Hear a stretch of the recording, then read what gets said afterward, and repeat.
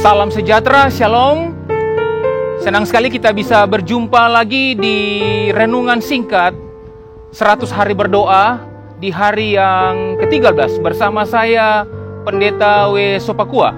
Nah, Bapak Ibu Saudara-saudara yang diberkati Tuhan, sebelum kita akan mempelajari pelajaran firman Tuhan di saat ini, mari kita semua berdoa meminta kuasa Tuhan hadir dalam ibadah sehingga kita semua akan diberkati. Mari kita berdoa. Bapa di surga, terpujilah Allah kami, Allah yang hidup, Allah sumber pengharapan, Allah sumber berkat, Allah yang selalu mengasihi kami dan masih tetap menjaga kami sampai hari ini. Dalam 100 hari berdoa di hari yang ke-13 ini, kembali kami akan mempelajari firman-Mu. Kami sangat membutuhkan kuasa-Mu Tuhan. Tuhan, tolong kirim kuasa-Mu ada di tengah-tengah kehidupan kami, sehingga ketika kami mempelajari firman-Mu, kami akan terberkati, kami akan dikuatkan, hidup kami akan menjadi lebih baik lagi ke arah yang Tuhan kehendaki. Kami siap mempelajari firman-Mu Tuhan, di dalam nama anak-Mu Yesus Kristus, Tuhan dan Juru Selamat kami. Amin. Ayat firman Tuhan yang akan kita pelajari di saat ini terdapat di dalam buku 2 Tawari pasal 7 ayatnya yang ke-14. Bapak Ibu yang ada di rumah, kita buka Alkitab bersama-sama.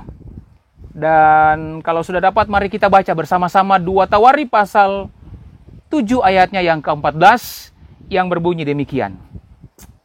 Dan umatku yang atasnya namaku disebut, merendahkan diri, berdoa, dan mencari wajahku, lalu berbalik dari jalan-jalannya yang jahat, maka aku akan mendengar dari surga dan mengampuni dosa mereka, serta memulihkan negeri mereka.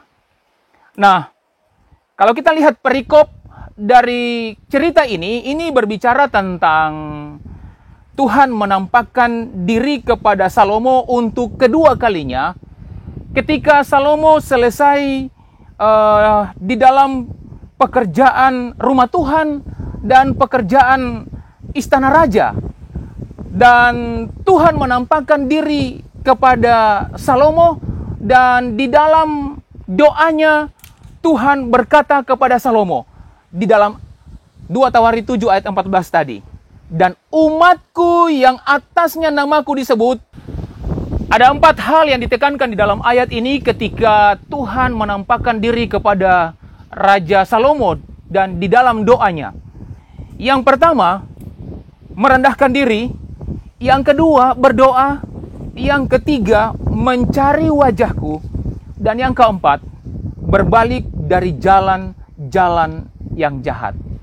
Nah, Bapak Ibu Saudara-saudara yang dikasihi Tuhan, yang diberkati Tuhan, mari kita lihat ini. Keempat poin ini sangatlah penting untuk kita dalami saat ini. Yang pertama, merendahkan diri. Tuhan mau agar umat-umatnya itu merendahkan diri. Kalau berbicara tentang merendahkan diri, teringat saya akan kisah di dalam buku Lukas pasal 18 ayat 9-14. Bagaimana seorang pemungut cukai ketika dia berdoa. Berbeda sekali dengan doa daripada orang Farisi. Orang Farisi berdoa di tepi-tepi jalan, di tempat banyak orang. Mereka berdoa menengadah ke langit, memukul dada, dan mengatakan, saya tidak seperti orang-orang yang lain di sana, yang berbuat dosa. Tetapi pemungut cukai ini, dia berdiri sembunyi.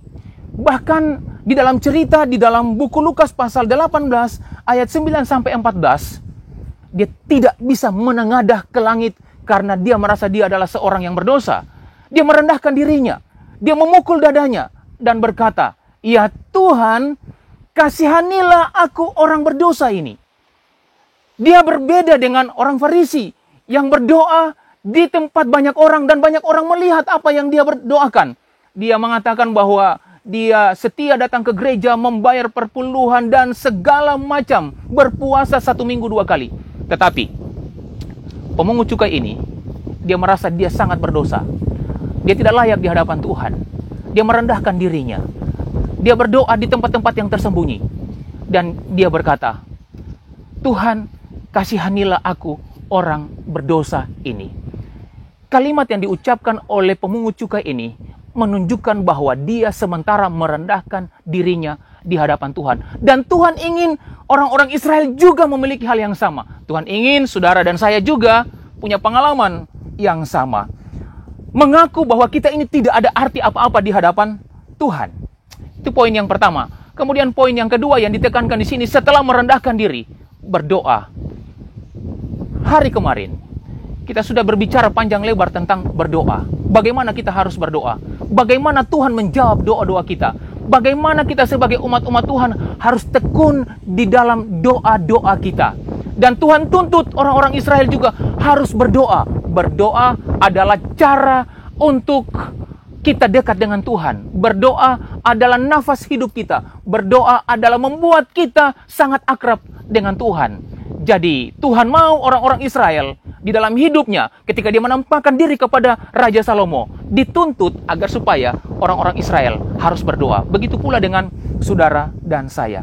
Kemudian poin yang ketiga di dalam ayat ini ditekankan bahwa mencari wajahku. Nah Bapak Ibu Saudara-saudara, bagaimana kita mau mencari wajah Tuhan? Di mana kita akan dapati wajah Tuhan? Kita akan dapati wajah Tuhan ketika kita dekat dengan Tuhan. Kita berdoa dengan Tuhan. Kita dalam ibadah. Di tempat-tempat ibadah, kita akan mendapat wajah Tuhan. Namun yang saya ingin tekankan di sini, kalau berbicara tentang wajah, kalau kita lihat di dalam Kejadian pasal 1 ayat 27, wajah itu bisa saya hubungkan dengan gambar. Gambar Allah, wajah Allah, gambar Allah. Kalau berbicara tentang gambar yang ditekankan di dalam Kejadian pasal 1 ayat 27, marilah kita menciptakan manusia itu serupa dengan gambar Allah, dengan wajah Allah. Itu berarti penekanannya kepada tabiat, kehidupan, karakter. Jadi, yang ditekankan di sini mencari wajahku, mencari wajah Tuhan adalah bagaimana kita boleh menghidupkan tabiat Yesus, tabiat Tuhan di dalam kehidupan kita. Bagaimana kita bisa memiliki gambar Allah di dalam kehidupan kita. Bagaimana kita bisa memiliki karakter Yesus di dalam kehidupan kita. Pertanyaan, sudahkah kita mencari wajah Tuhan? Sudahkah kita mencari gambar Tuhan? Sudahkah kita menghidupkan tabiat Tuhan di dalam kehidupan kita? Itulah yang dituntut Tuhan oleh Raja Salomo dan akan disampaikan kepada orang Israel. Begitu pula saudara dan saya. Yang keempat, penekanan yang keempat, berbalik dari jalan-jalan yang jahat. Berbalik arah. Artinya kita sementara menuju ke jalan yang salah dan ditekankan di sini bahwa kita harus berbalik arah 180 derajat. Iya. Jadi dengan kata lain kalau kita buka di dalam buku Roma pasal 12 ayat 2, janganlah kamu menjadi serupa dengan dunia ini tetapi berubah, berbalik. Iya. Kalau kata yang paling sering kali kita dengarkan adalah pertobatan. Iya. Dan pertobatan ini dalam terjemahan bahasa asli Alkitab bahasa Greka itu disebut metanoia. Metanoia artinya bertobat, pertobatan, berbalik, berubah 180 derajat. Berbalik dari jalan-jalan yang jahat, metanoia dari jalan-jalan yang jahat. Pertobatan. Hari ini mari kita adakan pertobatan. Hari ini kita adakan perubahan. Hari ini kita berkomitmen. Saya mau meninggalkan kehidupan saya, pola pikir saya yang lama, kebiasaan saya yang lama, tabiat saya yang lama, saya mau tinggalkan.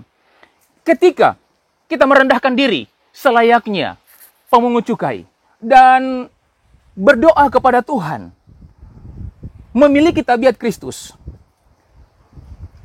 dan metanoia, adakan pertobatan, berbalik 180 derajat, maka di dalam ayat ini memberikan kepastian buat saudara dan saya. Tuhan akan mendengar dari surga apa yang menjadi pergumulan saudara. Tuhan akan mengampuni saudara, di dalam ayat tadi dikatakan. Dan Tuhan akan memulihkan negeri mereka. Kalau berbicara tentang memulihkan, dalam terjemahan aslinya itu memperbaiki, menyembuhkan secara menyeluruh, jadikan sehat. Artinya tempat itu tidak sehat. Tempat itu sementara diganggu. Tempat itu sementara tertular. Tempat itu sementara tidak nyaman untuk kita tinggal. Apalagi yang sementara kita alami saat ini, dari hari ke hari bertambah dengan wabah virus corona ini. Kita doakan Tuhan pulihkan tempat kami, Tuhan pulihkan negeri ini, Tuhan pulihkan tempat di mana kami tinggal. Dan saya percaya Tuhan akan memperbaiki keadaan kita. Tuhan akan menyembuhkan keadaan kita. Tuhan akan jadikan sehat tempat di mana kita tinggal. Tuhan akan jadikan kehidupan pribadi kita sempurna, bersih. Tuhan akan jadikan kehidupan keluarga kita aman. Tuhan akan jadikan jemaat kita tenang, nyaman, tidak tertular. Tuhan akan jadikan tempat di mana kita tinggal bebas dari segala macam hal-hal yang akan membuat kehidupan kita celaka. Bapak Ibu yang ada di rumah, untuk mengakhiri akan renungan kita di saat ini, saya akan membacakan satu kutipan pena inspirasi dari hamba Tuhan Nyonya White yang terdapat di dalam Review and Herald 3 Januari 1907 yang berbunyi demikian. Anggota-anggota dari gereja kita perlu untuk bertobat, untuk menjadi lebih rohani. Rantai doa yang sungguh-sungguh dari orang-orang percaya harus memenuhi dunia ini. Biarlah semua berdoa di dalam kerendahan hati. Beberapa keluarga dapat bertemu bersama untuk berdoa bagi Roh Kudus. Biarlah mereka yang tidak dapat meninggalkan rumah berkumpul dengan anak-anak mereka dan bersatu dalam belajar untuk berdoa bersama-sama. Mereka dapat menuntut janji juru selamat. Sebab di mana 2 atau 3 orang berkumpul dalam namaku, di situ aku ada di tengah-tengah mereka. Kiranya pekabaran firman Tuhan di saat ini akan menjadi kekuatan yang baru bagi kita semua untuk mengerti akan maksud Tuhan di dalam kehidupan kita. Marilah kita merendahkan diri, berdoa, berbalik, dan Tuhan akan pulihkan segala kehidupan kita hari ini dan seterusnya.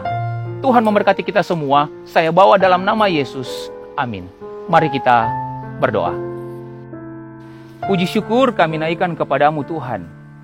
Karena di kesempatan yang indah ini kami boleh gunakan waktu untuk mempelajari firman-Mu. Engkau mengingatkan kami sebagaimana Engkau mengingatkan orang Israel di zaman dahulu. Untuk merendahkan diri, berdoa, berbalik dari jalan-jalan yang tidak benar. Dan Tuhan akan pulihkan keadaan Israel. Tuhan akan pulihkan keadaan kami saat ini. Terima kasih Tuhan untuk janji-janji-Mu yang indah. Terima kasih Tuhan untuk jawaban-jawaban doa yang telah Engkau nyatakan bagi Raja Salomo untuk disampaikan kepada umat Tuhan, orang Israel saat itu. Dan firman ini masih tetap relevan dalam kehidupan kami sebagai anak-anak Tuhan yang hidup di akhir zaman. Bapa, inilah kami Tuhan, dengar doa dan sembahyang kami. Ampuni kami dari segala kekurangan dan kelemahan kami, dan terimalah kami sebagaimana kami ada. Di dalam nama anak-Mu Yesus Kristus, Tuhan dan Juru Selamat kami. Amin. Salam sejahtera, Shalom, Tuhan memberkati.